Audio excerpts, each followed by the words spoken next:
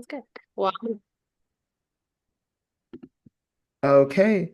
So we're gonna go ahead and start off with introductions. So my name is Marcus Emmanuel, and I'm currently serving as the chair of Texas High School Democrats. I'll hand it off to you now, Todd. Yeah, and I'm Kai. I'm serving in Ankita's role just as AAPI comms director. Okay. And then if you want to go ahead and introduce yourself, Sarah. awesome. Or Yeah. Hi, everyone. My name is Sada. Pronouns are she, her, hers. I am the policy manager at NAKASEC Action Fund of Texas. NAKASEC stands for the National Korean American Service and Education Consortium. We're arguably the largest Korean-led organization in America and likely pretty well funded to do civic engagement work too. Today, I'll be talking about language accessibility and a little bit about systems change and with it, both because they intersect with one another.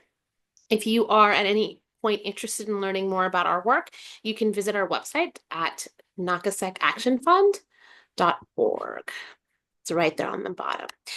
This presentation will also be sent to all of you so that you can have it as well. I always like to share presentations so that you too can train someone else. So you can see one, you can do one, and you can teach one.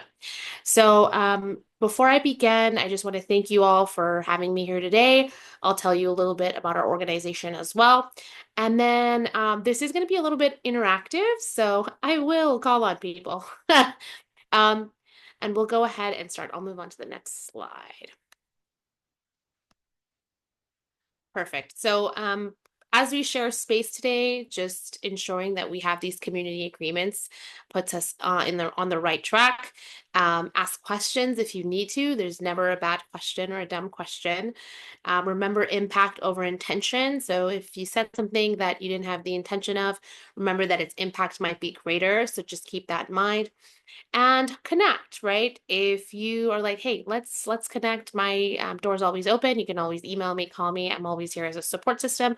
NAKASEC is as well, and we're always here to build power in various ways, especially through young people, because that is the most powerful, in my opinion, the most powerful way to build power. So NAKASEC Action Fund is a 501(c)(4), and we typically help mobilize people of Asian descent and all immigrants in Texas to engage in the democratic process. We're a part of a larger national NAKASEC Action Fund network, and we have movement building in Pennsylvania, in Virginia, and New York, Texas, and Illinois. But we have C4 specific chapters in actually Pennsylvania, Virginia, Texas, and Illinois. So if you take a look at our website, you can read a little bit about all of our affiliates. Sometimes, depending on funding, depending on the elections that year, sometimes the 501(c)(4) will not be active. So that's something to keep in mind, that if you don't see a state on there, they may not be active in their C4, but they may have a C4 or have connections in that state where we're already working. So just keeping that in mind. So, who we fight for in our theory of change? We focus on organizing with community members who are low income, non-English preference, and typically of like mixed statuses. And so that can vary. And we firmly believe that community members typically have solutions to the problems to begin with. So it's really important to center impacted people when you're trying to make change in the community. So I'll always say, we're not just here to work for you, we're here to work with you. So in this session, we're hoping that today we can reflect on language access and accessibility in our communities, particularly what Texas is looking like, fostering and building relationships. So if you've never heard of us, now's your opportunity, and hopefully you can build with us in the future. And then understand that language justice and accessibility goes beyond just services, and it's about changing systems. So I'll walk through some things that you can do in very small ways to start talking more and more about language access and how you can advocate for language access too. So, interactive question one. What does language accessibility mean to you? And this can be as an organization, this can be as an individual or a part of your community. Don't everyone go all at once. Is it okay if I go first, Sarah? Yeah, go ahead. Cool. So for me, I come from Nevada in like an area that's highly concentrated with a lot of different ethnic groups, especially of like Asian American ethnicity. So like doing that sort of volunteering, I've noticed that to me, language accessibility kind of focuses on making sure that every single person has access to, I guess, engaging in our democratic process, but also just seeing things that represent them.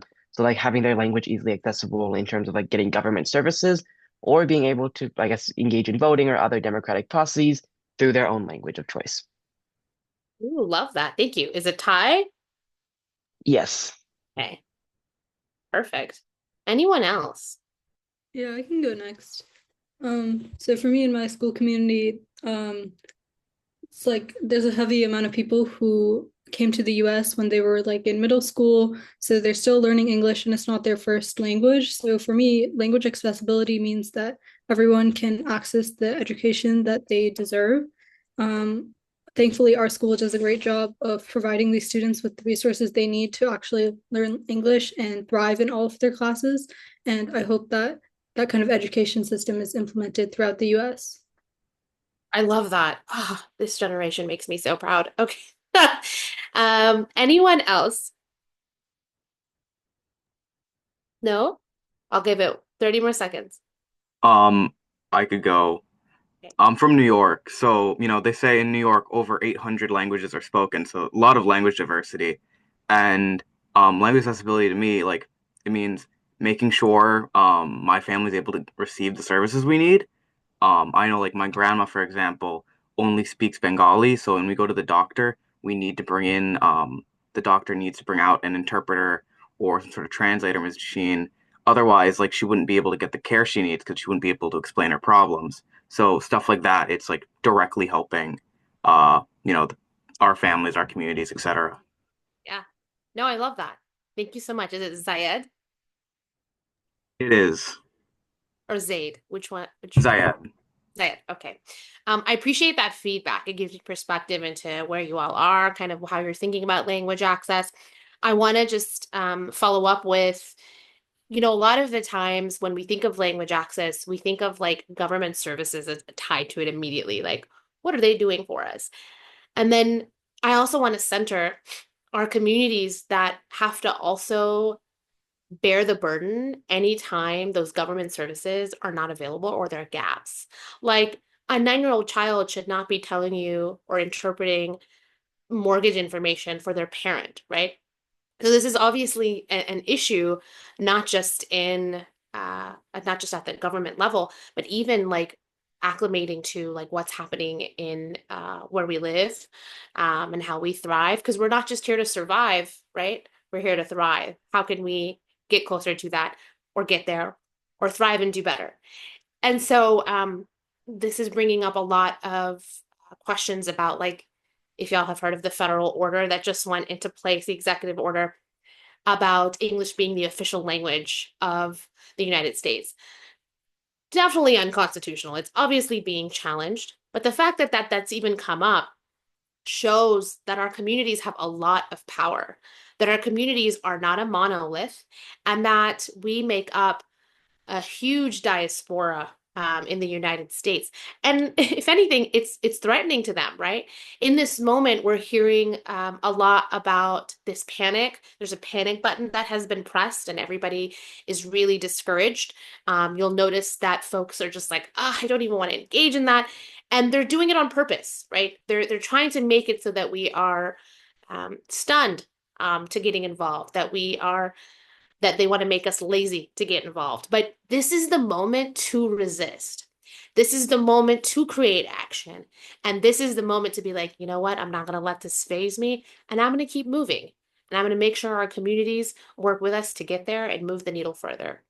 So I'll move on to the landscape of Texas. Um, because I'm locally based in Texas, I'll tell you a little bit about our state. But if you are interested in connecting with like other states and what they're doing, happy to also connect offline about this as well. But specifically to what we're doing here, Texas is home to 160 languages, according to the census. There could be more, just based on who lives here. There could be indigenous communities that don't have alphabets, people who use Braille. But if 145 of those languages are in Harris County, Houston, that's a lot of languages, right? What we've seen, and I'm going to send this to you all as well. I don't know if y'all can see this. Um, can y'all see my screen? I hope the link that I pressed. Okay, great. I wanted to just talk about limited English proficiency here. 17% of Texans are foreign born. Almost 35% of households speak another language other than English. Almost 13% of Texans are not proficient in English, and that rate jumps to 35% for households speaking Navajo, Punjabi, Spanish, Somali, Chinese, Korean, Hmong, Vietnamese, Khmer. So you'll notice that a lot of these are Asian languages. They're West Asian, they may be Middle Eastern. What we have gathered is that Texas is the highest uninsured rate in the United States at 18%, which almost doubles the national average of like 8.6. And a lot of the research that we've done has shown that adults lacking English proficiency are at a higher risk of being uninsured than those who are English proficient. So you'll notice that, like, in our state at least, that you're more likely to be uninsured and limited English proficient. And so this regularly impacts Black and Brown communities. This impacts Asian communities. And it just shows you that they're trying to marginalize us and they don't have those resources because they're trying to control like a lot of the things that we're doing. When there's a disaster or an emergency, especially in Texas, because we have a lot of coastal communities, when you try to dial 211 to get social services, the languages available are only about 6 languages, right? And you still have to go through English prompts to get to someone that can help you in the language that you need. Now, if you don't speak English, this can be really detrimental to somebody trying to get care or trying to get access. The last example I'll give is in Texas, at least in Harris County, Houston, the ballot is in 3 to 4 languages based on the communities in that area. But outside of Harris County, Houston, it's inconsistently in English and sometimes Spanish, right? So there's no standard when it comes to ballot access, when it comes to language access.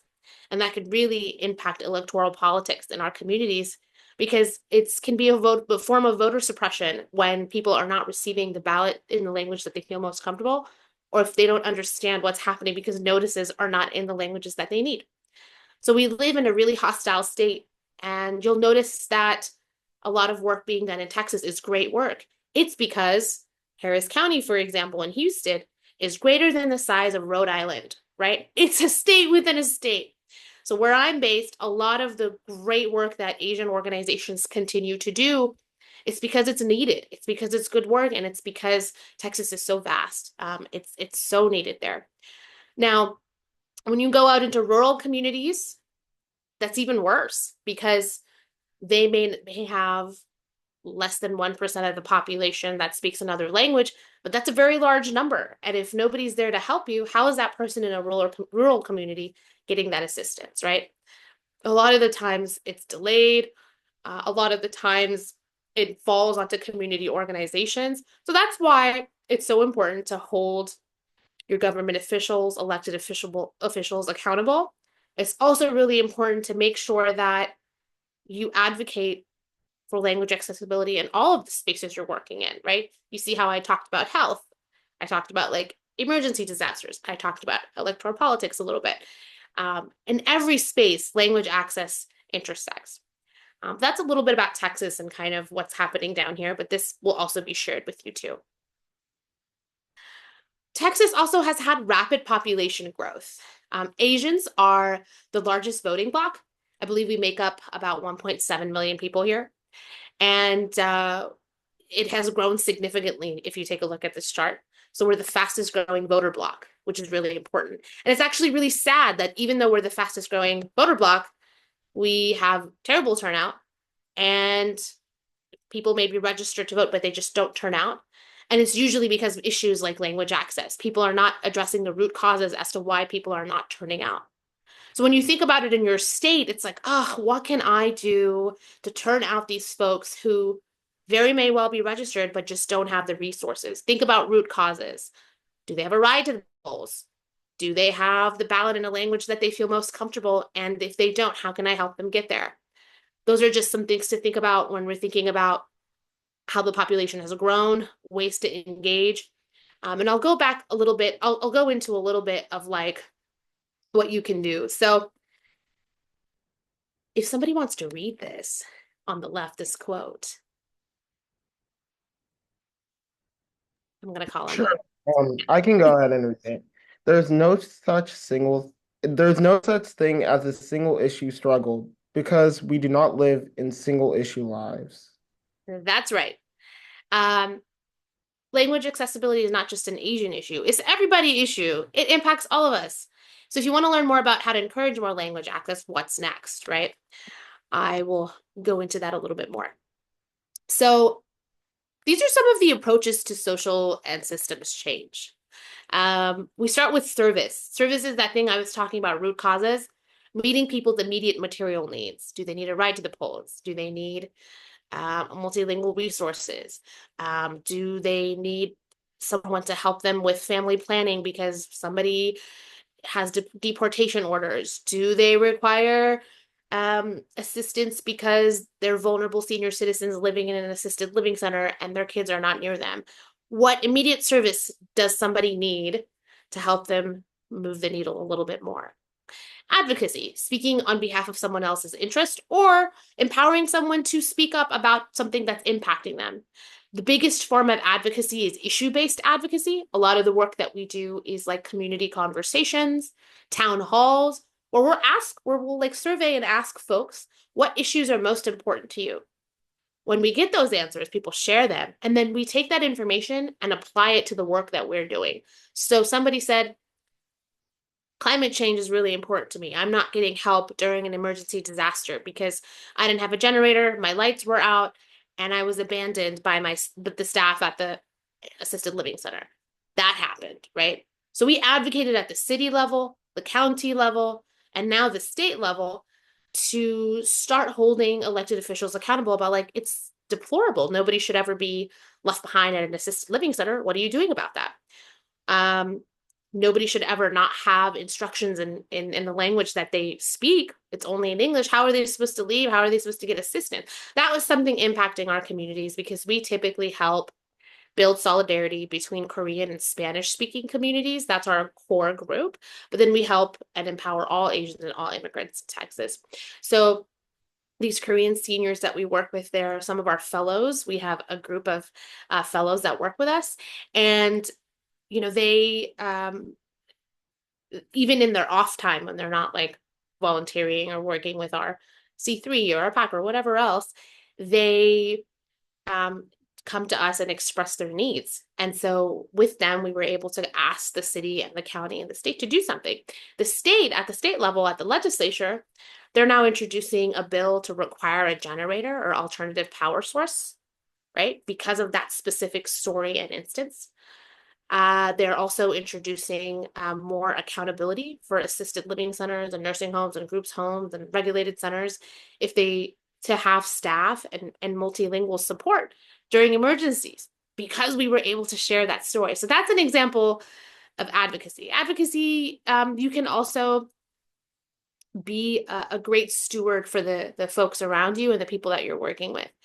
Another one is community economic development, developing alternative resource institutions. So do you have a place where someone can help get a job, right? Like workforce development is a great way to impact the economy. Is there a community garden, right, that people can join in and help get sustenance from and use resources for themselves and for their community? What are some ways that we can help develop the community collectively and also help ourselves, right? Electorally, electing politicians to act on behalf of the people. A lot of the times we forget that these politicians, they work for us. Okay, they work for us. It's not the other way around. And so voting, although is like a wonderful way to impact electorally at a social and system changes level. And it's also a great way to open the door for change even after you vote. So having the right person in office that is accessible, that can get resources to you and your community is always the best way to like engage. It's always great to know who your legislator is or your representative is. So electoral politics can open the door for so much and expand a lot for the community. So it's always important to get the right person in there. Mutual aid. Mutual aid is a huge form of social and systems change. An example is like the Black Panther Party, right? They created one of the largest food banks ever, right? Making sure people got fed, making sure that people had money if their needs were not being met. Mutual aid and having like a legal defense fund, right? So an example would be the ACLU of Texas has a legal defense fund that helps bring sometimes help to communities that may not be able to afford it, or the Texas Civil Rights Project. Mutual aid is a great way to make a difference that's decentralized without leaning on government services too. And organizing and building a base in order to empower someone's community is a great way to build power. Organizing can look different in so many ways. A lot of people do actions and protests. A lot of folks organize vaccine events, food drives for their people. A lot of folks do civic engagement and will traditionally block walk, phone bank, um, not just on doors, but also at faith centers, grocery stores. Organizing is a lot of folks don't know is actually a role in the community, organizer or organizing, not a closet organizer. Somebody asked me that once, and I said that's not the same thing. Organizing is organizing people and groups together so we can have collective impact, because you may be talking to an elected official or someone about your problems, but it's greater when there's a lot more people. And so organizing is a great way to build your base. That means your base of folks that are coming and engaging with you consistently, so that you can create a lot of change in your community and for yourself. So I threw this in there just because it was cute. But why is voting the bare minimum, y'all? Can anybody answer that question?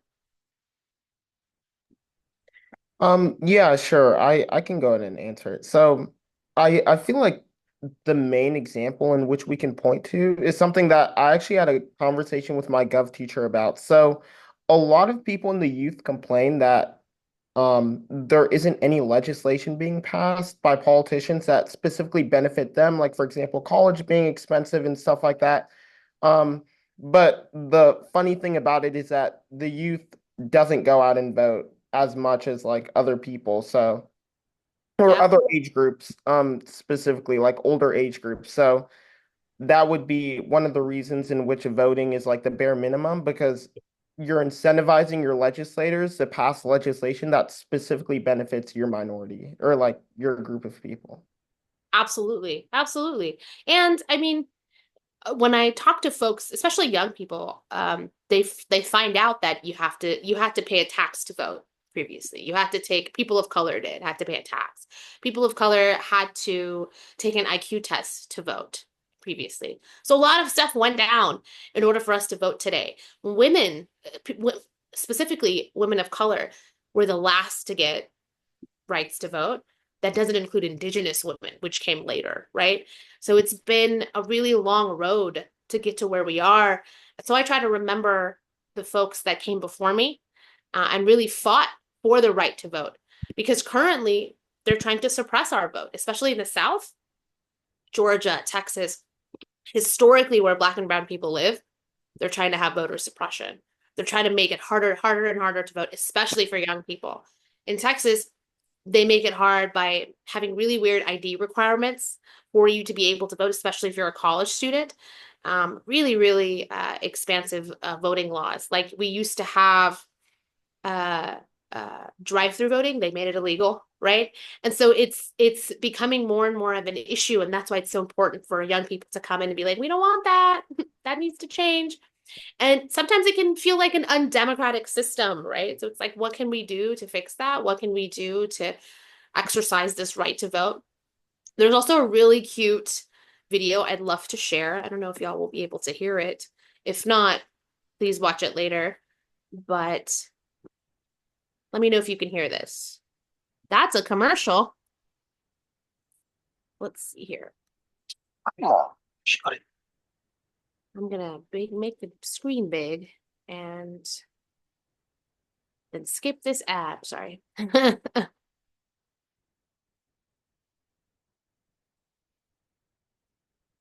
we go. graph that I saw recently. It's the most, We there's can this hear it. graph that I Yeah, saw we can recently. hear it. It's the most unsettling graph I've seen in American politics in a very, very, very long time. And yet it's really boring to look at. It's just a nearly straight horizontal line. The line doesn't do anything interesting at all. But what the graph shows is something somewhat terrifying. That line is showing relationship between what the average voter wants and what they actually get. In a huge study looking at over 2,000 surveys of people's policy opinions, whether people were on the left side of the line, which meant they opposed something happening, or on the right side, which means they all wanted it to happen, it didn't matter. Once you controlled for the opinions of affluent Americans and interest groups and other lobbying organizations, average people, their voice was not heard at all, or at the very least, their voice didn't appear to matter at all. Average folks only get what they want if economic elites or interest groups also want it. And all this data comes from a time when these groups were arguably less powerful in American politics. America never sold itself as a democracy. It sold itself as a representative democracy. There's accountability from voters onto politicians, but politicians, they get time in office, step away from the passions of the electorate for at least a little while and do things that are right for the country, and then voters will judge them on whether or not they did a good job. So maybe it's the case that affluent Americans and interest groups and politicians, just they're always right. And average voters, you can just safely ignore them. But it doesn't look like America's been run so well. We had a massive financial crisis that threw tens of millions of people out of work because we didn't do enough to regulate Wall Street. We got into a disastrous war in Iraq. We have median wages that have been substantially growing in many, many years. It doesn't seem that we are so incredibly good at running this country. Maybe we need a little bit more democracy in our representation.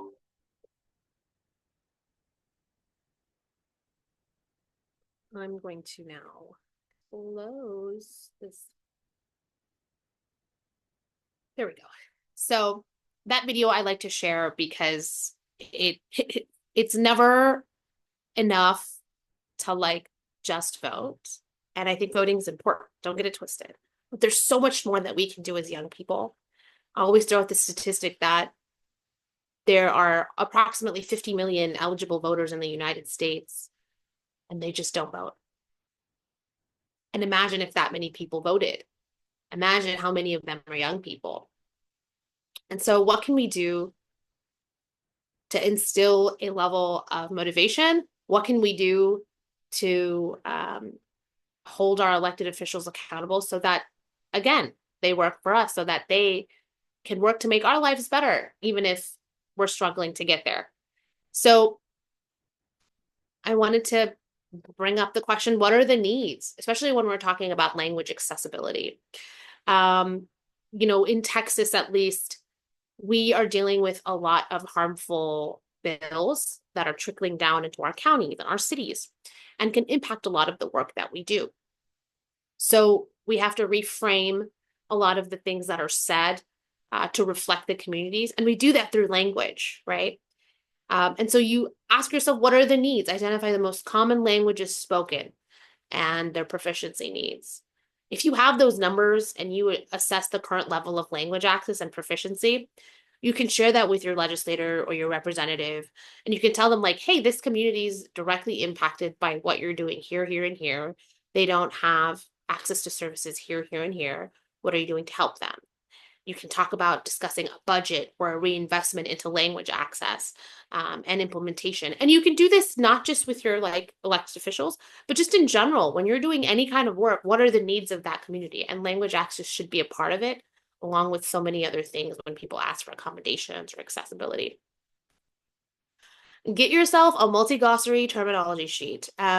So when we're working in spaces like this, especially when we're trying to build a base and encourage folks to get involved so that they can create change, sometimes they don't understand the languages, they don't understand English, and it's not translated in the way that we need in their language. So lean on community members, lean on official language, interpretation services to help you create a glossary or a terminology sheet using organizer language. So we translated a lot of our stuff into Korean, Spanish, Vietnamese, Chinese, Arabic, Farsi, Turkish, and using language that may or may not have been banned at the federal level. This was created before then, just a disclaimer, talking about abortion and disparities and gender expression and language access and words that we feel like should be used or are used frequently in our spaces, but a lot of the times folks who don't speak English or have limited English proficiency won't understand. So putting it into a text where they can like refer to, always helpful. I'm happy to share this with you. Remember, whenever you're doing events or talking to folks, have signage, brochures, education materials, utilize technology, have glossaries. Now, another thing I always talk about is go beyond cultural competency. You're competent, but be culturally responsible. Increase the understanding and sensitivity to like cultural norms and values when you're talking to folks and try to encourage someone to get involved. Provide education on cultural differences and practices, beliefs. So we have this cute multilingual guide about funeral preparation, right? Something you would never think of, but is so helpful to somebody who doesn't speak English and may not have help. We have a Korean version and an English version, right? Super helpful for multi-faith like communities. Something as simple as that could really help and make somebody feel like, wow, this person took the time to understand what I'm going through and got me help in the language that I need. And even though it's not related to politics directly or engagement civically, it's still something that is supporting a community member and addressing something that is not being met by public services or by other people that may not be as language accessible. Interpreter services, what? I can do that? So if you speak another language, or if you want interpretation services like in-person, remote, telephone, there's trainings available, certifications available, and people can be compensated for that. So there's this institution that a lot of organizations use called Language Line. It's a lot of which our court systems or healthcare systems use. And you can be on the phone or on a video to help somebody, but you can also be in person and they'll certify you to be an official language like interpreter, right? That's something that I always encourage somebody who's multilingual to do, because you can also get compensated for your time if somebody needs assistance in your community as well. If you're doing an event, right, and it's in a community where you want to host a multilingual event, usually we do 2 to 3. We don't recommend any more than that because you're not the UN, although we wish we could be. 2 to 3 languages at the same time, English plus 2 other languages is always the best practice. And having events like that can really engage your base and engage the communities you're working in as well, especially people who are first gen or older, or maybe have different language needs. Do you have a policy platform? So we always encourage developing clear language access policies and incorporate them into your daily life. So is there somebody, if you want to take this step to be more language accessible, is there someone there whenever you're doing a meeting or an event to translate or interpret? Is there someone there to translate your materials or multilingual guides you create? Do you have the budget, right, to push forth this policy for language access? And are you like dedicating time and money to it, right? That's always a great way. And you can also talk to your elected officials about that. Like, what are you doing to serve this population? Because you can pull that information from the census about who speaks a certain language in a representative's area. And that's a great way to advocate for language access too. And then when you're creating policies about like, this is how language access intersects with climate justice or health equity, or some of the examples I mentioned, you can do events that push events and like actions, so protests, anything like that, that push forth those policy platforms. And you don't deviate from it. That's what we try to do. That way you have a really clear understanding of like, this is what we want to do. This is how we're going to drive it. And ask for community stakeholdership, ask for community members to provide feedback on your policies when you're talking about language access or any other policy areas that you are interested in pushing forth. but I can't find any resources. Make them, right? Develop materials that can educate community members. Get someone who speaks that language that can review it and share. There's nothing wrong with that. Inform. I always talk about, like, if you're working in healthcare, inform patients or community members about services that are available. This is also really common in like court systems, right? Um, People who need help when they are in front of a judge, or especially during right now, we're experiencing a large mass deportation theme we're seeing, especially in Texas. And so having a great legal defense network of folks who are multilingual is super helpful. And you can start creating that on your own if you can't find resources, or connect with a person like me or folks working in language access. A great group is Tecolat, and encourage folks to know folks that can help them. So it's like, even though you may not have resources, you can make them, or you can start building a network so that you never have that problem again, right? And bring up language access in all the spaces that you're working in. So another fancy question is, what's the fallout that we see in elections when it comes to language access? I'm going to start calling names. So, Sarah, do you mean by that like what happens in regards to like when like elected officials get voted in? Mhm. Okay. I know at least in my state, Nevada, we passed, I think it was SB like 318, something like that. Basically created like this language accessibility plan. The issue with that, although the plan's been made, I think it was $25 million was allocated toward it. At this point in time, I think only 5 million have been spent, and the limit or deadline is September. So this issue of just, although we're able to pass certain things, there's not enough people implementing the money that's created out of elections and kind of created through passing policy. Yeah, yeah. And that can be a real, the word I'm going to use is stopgap, because they may have something, but it's not meeting the needs and it's kind of just sitting there. And you wonder what else can be done to support communities. Absolutely. Anyone else have an answer to this question before I move So on? you've kind of already covered this, but we can see lower voter turnouts due to the fact that a lot of the information to vote might not be accessible to people that English might not be their first language per se. Mhm. Yeah, 100%. So a huge fallout in elections when it comes to language access is at very basic core level.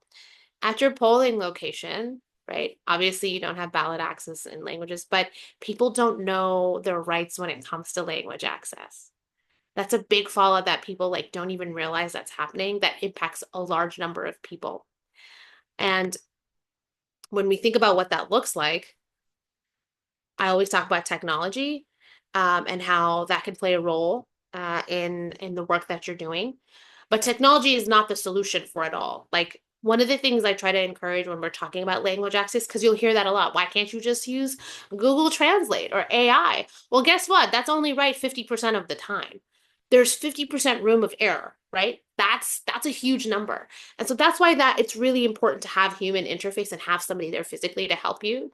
But exploring technology solutions like in language access interpretation devices or applications can really enhance communication, especially at polling locations. Because at polling locations, a lot of folks don't know, at least in Texas, the ADA, the Americans with Disabilities Act, iPad that is used to help people also has a language access option. So if you speak another language, they can actually reach out to someone that speak that language and guide you through the polling, guide you at the polling location and guide you through your ballot. But a lot of the times people don't even know that exists, right? So bringing visibility to these technologies, super important, and a great way to be like, hey, a very low lift, by the way, to be like, hey, did you know that this is a service available at your polling location? Were you aware of this? And if not, you should be training folks on this, your election judges, and offering support to people who really need this service at your location, especially if they serve a community that speaks another language, if that makes sense. So it's important to not only train the people who are like helping these people, these community members that do have limited English proficiency or want their ballot in another language or need help and don't understand English, like it's important for the judges to get trained, but it's also important for the person to feel comfortable to use it when they are voting. I always encourage folks to talk to your local elections office about what that looks like, what the training looks like, where these locations are that service can be offered, because sometimes it's specific to areas. Real crazy when it comes to that. Sometimes you, depending on the state or county, you have to like schedule that ahead of time.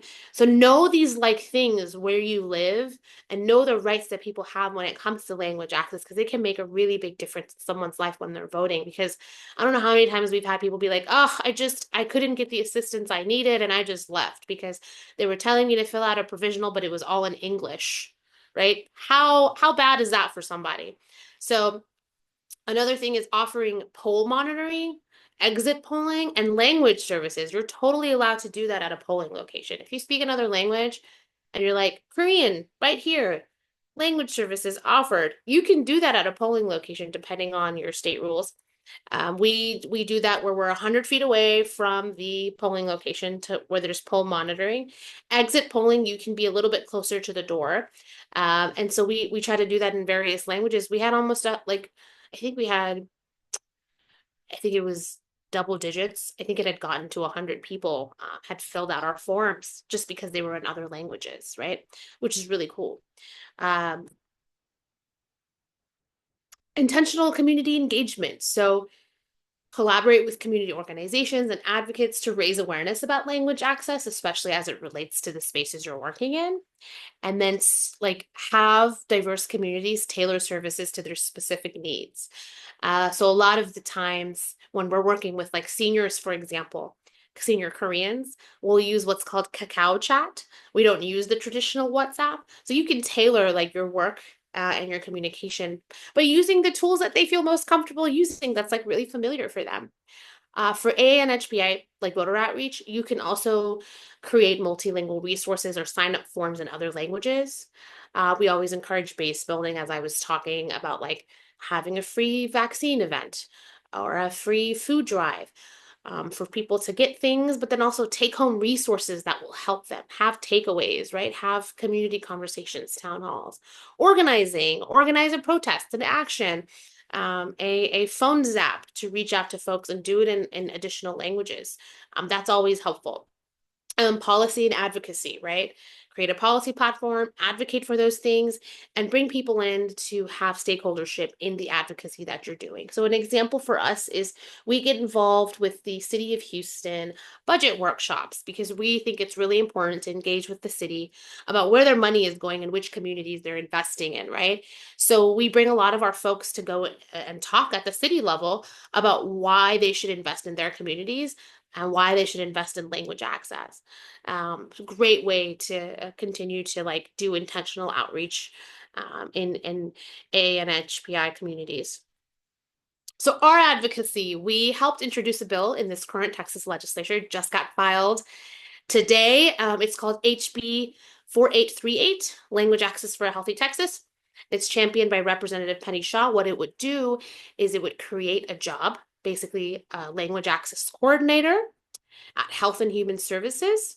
And that person would then do an internal report to determine where the gaps are in Texas when it comes to health and human services and the gaps in 211. So that's something we, filed today. Hopefully it's being filed in the Senate. I believe it was filed in the Senate as well. And we'll send information about it. But that's a great way to start opening the door of like, if you can't help us here, how do you help us here, here, and here? How do you justify a bigger investment later? Because a lot of the times when you're doing policy advocacy, things are not going to change overnight, and you're not going to get immediate assistance a lot of the time, and it takes really consistent work. For us at the local city and county level, we talked with our county for almost 9 months before they approved an updated language access plan and committed $500,000 grant funding from a local organization, a foundation, to open up a language access office and hire 2 people. At the city level, it took us almost a year and a half for them to invest in language access, to not only invest grant funding from Homeland Security, but also like a few tax dollars and also additional funding from certain offices. So it was a combination of like two to $300,000 over 2 to 3 years. But that took really consistent advocacy for like 9 months to a year and a half, right? And that's how the legislature works as well. For our state, because they only meet every 2 years and every state is different, I had to start advocating for language access 2 years ago when we first introduced the bill and it didn't make it out of committee. And then again, 6 months before the legislature, again, to have a narrower bill that was a little bit more piecemealed and wasn't as expensive to then have it filed and advocate for it. So it's a process, but don't let that discourage you from getting involved, because if you build it, they will come, right? So it's small things that make up one big picture. The example I gave is like a Van Gogh painting. There's all these small dots and lines and circles all over the place, but it's one big picture at the end of the day, and it makes up for so much at the end of the day. Advocacy and ways to get involved. Go outside the party sometimes. I know a lot of young people are like, what can we do with the party? They are definitely establishment, and sometimes you can't work with the establishment to take down the establishment or challenge the establishment, and sometimes you have to go outside in. So join a collective or create one. The best advocacy, as I said, is issue-based advocacy. Host a community conversation, a town hall, or do a survey. Share your personal story with elected officials and how it ties back to a particular policy area, like we've talked about today. What can you do next? I always recommend volunteering on a campaign to learn ins and outs. And it doesn't have to be necessarily with the party. It can be with the workers' union. It can be with a nonprofit organization or a C3 or a C4. So you can still push forth specific issue areas. You can still make meaningful impact in the community. And it doesn't necessarily have to be with the party. It can be adjacent to the party. Use your voice and share your story at the Texas legislative session or your state level at your legislature, or even at your local city and county budget workshops. Those workshops, when they're talking about the budget, are there for you to give them feedback about where you think money should go. That's a great opportunity for you to engage. And they always want to hear from young people. Encourage them, for us, like encourage them to reinvest into specific communities or issue areas. So an example is at the city level, for example, I found out I did a Freedom of Information Act or FOIA request, and I found out that they were using like hundreds of thousands of Homeland Security grants to pay for training for police. And that money could instead be reinvested into neighborhoods and language access, especially when it comes down to like emergency alerts, right? Like emergency alerts currently are only in English. I was like, what are we doing to fix that? And you could use a Homeland Security Guard to do that. It doesn't necessarily have to go to more police, because the police budget, unfortunately, in Texas, you can't lower a police budget in Texas. You can only increase them. And I was like, they don't need more money. Let's put this money elsewhere, right? So I encouraged them to reinvest, and they agreed. They were like, you're right. We should put this money elsewhere. They invested in language access. Join an advocacy internship or fellowship, especially in areas of policy advocacy. That's super, super helpful. And it'll give you a really good understanding of like what it means to make and create policy, what like language that you need to create something like that, and how they turn into laws. And share like credible polling information in a language accessible way. So depending on where your polling locations are, depending on stuff that you get from your Secretary of State's website, like general information, election date, last day for ballot by mail, or last day for voter registration. You could translate that, put it on a flyer, credible information, and circulate it. That's very easy to do. Contact your allies and your friends. So a big part of relational organizing is telling people to get involved and having them tell people to get involved. And it can be a really big way to get involved into like advocacy, into organizing, into policy. I always say when I do an event, I'm like, okay, we have 4 to 5 people putting on this event. Each person's responsible for bringing like 7 people they know, right? Then you have a really big event. And not just your friends, but like people in the community. I always recommend not just door knocking, phone banking, and block walking, but traditional like flyering at coffee shops, things like that, that could really engage someone who may not be aware of what's going on in their community.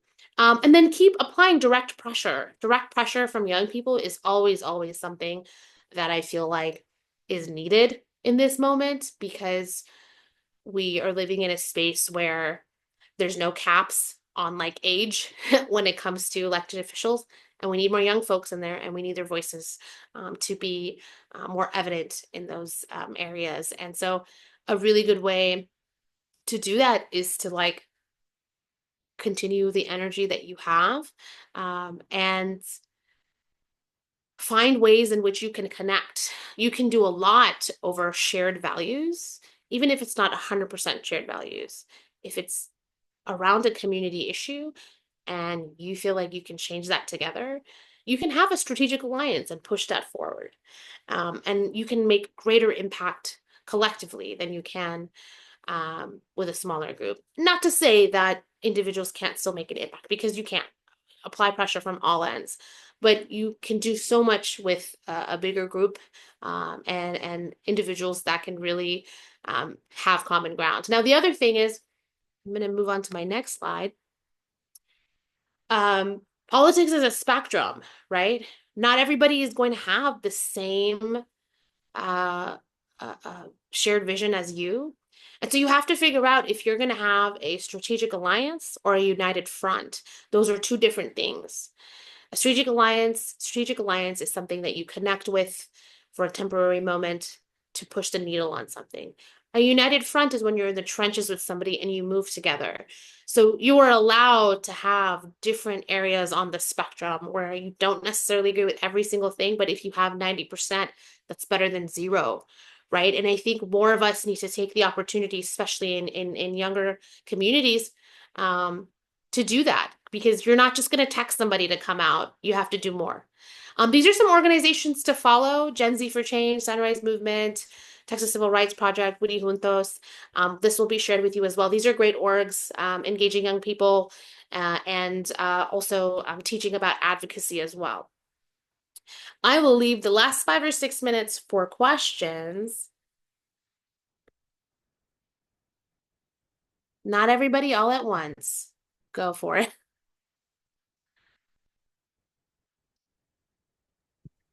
Nice. So I apologize, Ty. Were you gonna go? No, you can go first, man. Sounds good. Okay, sounds good. Yeah, so out of curiosity, what kind of inspired you to go about in the field of activism, and when did you first start? Yeah. So I got into organizing about a decade ago. I think what did it for me was the first Muslim ban when it went into effect. I think I was activated at that time and I've never stopped since then. So I helped organize the first Muslim ban protest at the Houston airport, me and a bunch of our other colleagues. Pete Buttigieg actually wrote about it in his book. And so that for me was like the defining moment of like, I don't just want to do protests, but I really want to do like systems level change where I may not be the face for something, but I still want to contribute to like living my values. And so I actually left my corporate job and was like, I can't do this anymore. I can't contribute to capitalism and I want to do organizing full time. And that's how I got here. The Muslim travel ban was a series of executive orders under Trump's administration, correct? It wasn't like a specific bill.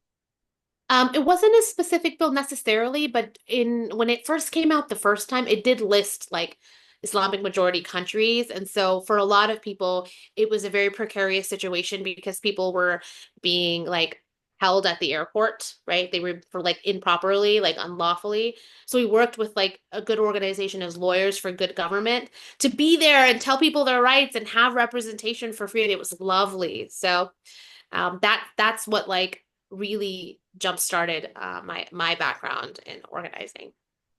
I see. Okay. Ty? Okay, thank you so much for speaking to us, Sarah. It was really great having you here today. Just like a quick question. I know, especially in states like mine, Nevada, where there's a lot of like other different ethnic groups, especially of AANHPI ethnicity. Mhm. What do you think would be the best way if like funding is allocated like we have now for that Mhm. money to be spent? Because I know you went over a few different ways, but Yeah. what avenue do you think is the best for like creating language accessibility in the first place? Yeah, I mean, Nevada has good work. They have the I think they have the Nevada Initiative for Language Access already established. I Hmm. would kind of see what's already been established in the state versus like small counties where they have a large population of like AANHPI and see like what's already working and determine what the gaps are before like going into like what you could do. So like Got it. if they have an initiative but it hasn't been funded in like 20 years or whatever the case is, that's a problem. Why hasn't it been funded? Or Hmm. if they suffer from, for example, like we have climate issues here, and emergency alerts are only in English. If Nevada experience is something that where you're seeing that it's not accessible to more than one like group, bring it up. And it can be through any department, Department of Neighborhoods, Department of New Immigrants, whatever the department is, see what Hmm. departmentally folks are doing. And then just add it simplest. Do you have a language access plan? Just ask, right? Ask like agencies, do you have language access? But and when was the last time it was updated? That's like the most basic thing you could do. Hmm. Definitely. Okay. Yeah, Yeah, I'll keep those things in mind. Thank you so much, for Sarah. sure. I hope that was helpful. And feel free to like call me and text me and we can like do a deep dive. No Okay. worries. Yeah. Anyone else? I have a question. Yeah. So when it comes to I guess more on the general advocacy side of it, like when working with local government, such as like school boards, for example, how do you put pressure on them to like start to listen and work with demands, especially if they're not like particularly listening or um, like trying to have proper communication with the people. Yeah, great question. School boards go to their school board meetings, right? Have things on the record when you're like talking about like a particular issue. Here we had an Asian woman whose child experienced a racial slur. I went and embarrassed the school board. I said, "Why is this happening?" Right? Then we found out that their bullying policy was really bad. So that then opened the door for like a further conversation with like the superintendent, the school. I looped in the representative, like the state house representative that is locally from that area. And we had a meeting together, right? It's like, hey, I'm not hearing from this school. I've reached out a few times. Can you mind inquiring?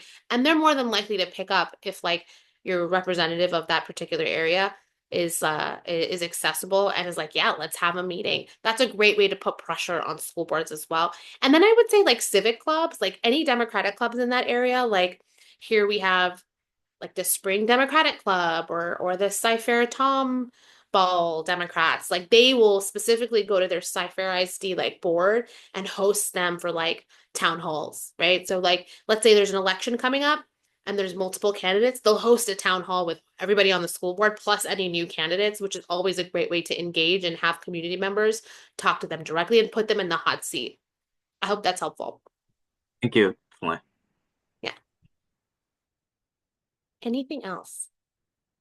This might be kind of a odd question, but I'm wondering like what you do like in your day-to-day role in NAKASEC and like I mean I'm sure like um the things that you push for would be constantly changing, Yeah. especially with today's political climate.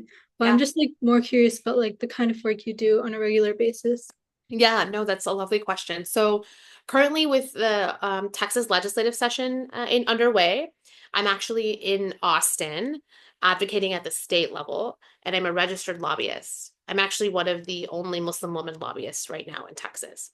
And we're lobbying for issues not just related to language access, but issues a part of our policy platform that we've decided as an organization. On top of that work, in Houston, we have a whole team. And remember, I'm going to go back to Houston in June because that's where I'm based. In Houston, we have an entire team of like NAKASEC folks. It's about 3 or 4 of us who are also doing work at the Houston level, trying to build our base, trying to do educational sessions about like what's happening at the state level, the city level, the county level, also working on like empowering folks to speak at the county level. So we're doing like full-time policy and advocacy in Houston and Austin right now at the city, county, and then state level. So a lot of the work is talking to elected officials, providing language on different laws. So if I see a law that somebody has filed, I'm like, ooh, I'm gonna have them like add a committee sub to like add something else to this bill and slip it in there about language access, right? Great way like to research all the bills that are like going down.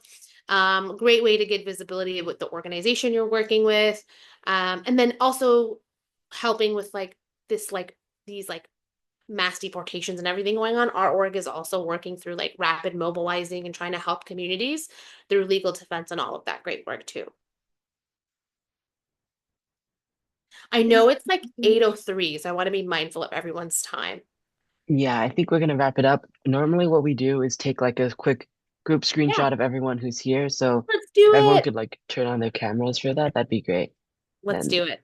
Whenever you're ready. cool, cool, cool. Okay. 3, 2, 1.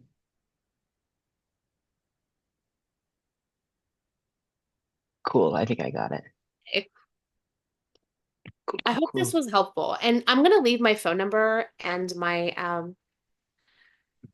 email in the chat. So if you ever need to reach out, feel free.